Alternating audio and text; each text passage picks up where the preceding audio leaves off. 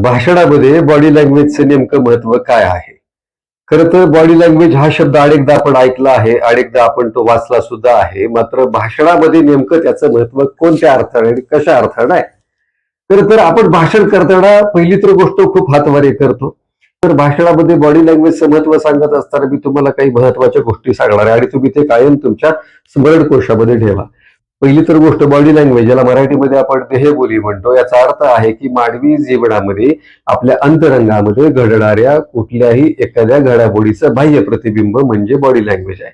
म्हणजे आतमध्ये जे जे काही घडतं ना त्याचं प्रतिबिंब तुमच्या बाहेर उमटतं, शरीरावर, तुमच्या चेहऱ्यावर, आणि या सगळ्या गोष्टींचा जो काही प्रभाव असतो, त्याचा परिणाम असतो, त्याला बॉडी लँग्वेज म्हणतो आपण.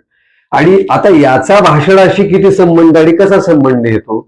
तर ज्यावेळेला तुम्ही भाषण करायला उभा राहता त्यावेळेला तुमच्या शरीराच्या हालचालींवर श्रोत्यांचं खूप बारीक लक्ष असतं आणि या शरीराच्या हालचालींवर तुमच्या भाषणाचा प्रभाव सुद्धा निश्चित होत असतो. उदाहरणार्थ मी तुम्हाला असं सांगेन की भाषण करताना आपण बोट करून कधीही बोलू नये, याची आपण कटाक्षाने काळजी केली पाहिजे.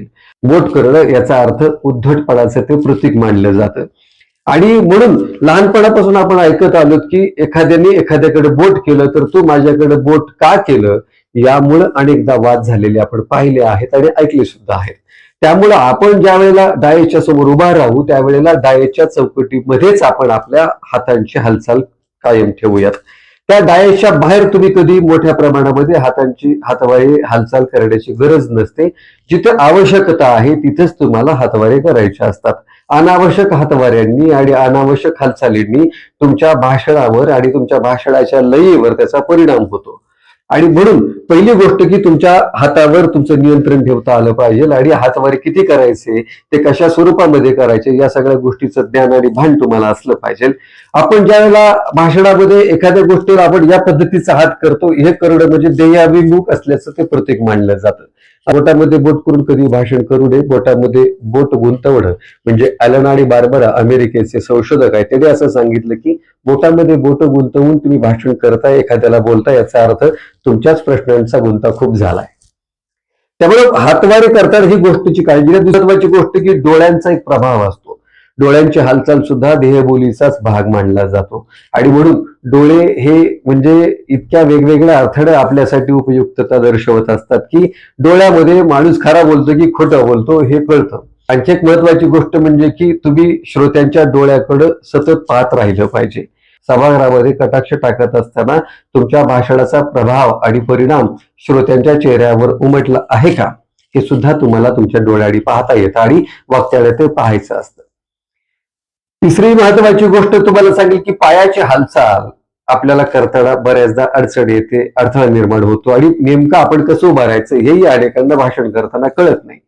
खरं तर भाषण करताना पायावर उभा राहिल्यानंतर दोन्ही पायावर आपल्याला समान ओझं देता आलं पाहिजे आणि त्याचबरोबर त्या पायांची फुली कधीही न करता आपण भाषण केलं पाहिजे.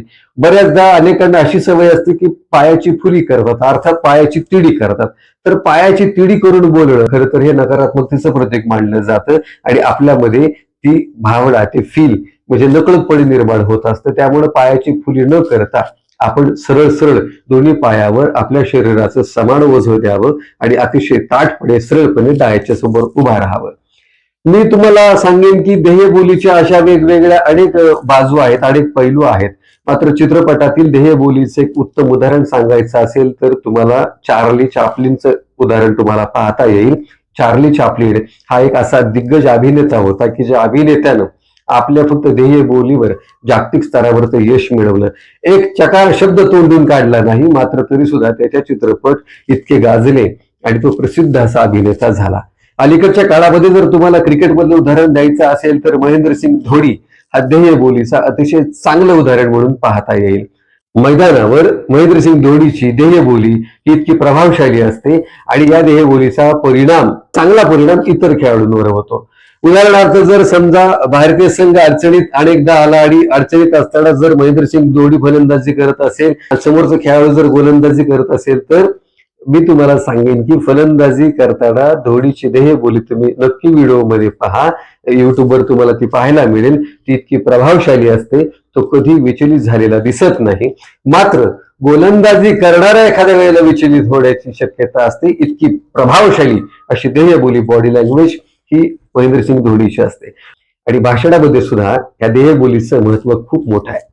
तुम्ही त्या डायसकडे जाताना किती ताठपणे, किती रुबाबदारपणे जाता, ही गोष्ट खूप महत्वाची असते. डायसपाशी पोहोचल्यानंतर तुम्ही किती रुबाबात उभे राहता, किती आत्मविश्वासपूर्ण उभा राहता, ही सुद्धा गोष्ट खूप महत्वाची असते. मी तर असं सांगेन की भाषणापुरती देहबोली ही मर्यादित गोष्ट नाही, तर सार्वजनिक जीवनामध्ये सुद्धा देहबोलीचं अर्थात बॉडी लँग्वेजचं महत्व खूप मोठं आहे. आणि म्हणून बॉडी लँग्वेज ही भाषणामध्ये महत्वाची आहेच आहे, मात्र ती तुमच्या सार्वजनिक जगण्यामध्ये सुद्धा महत्वाची आहे. आणि म्हणून जर तुम्ही भाषण शिकत असाल, भाषण करत असाल, तर तुम्ही या देहबोलीचा बारकाईने विचार करायला हवा आहे.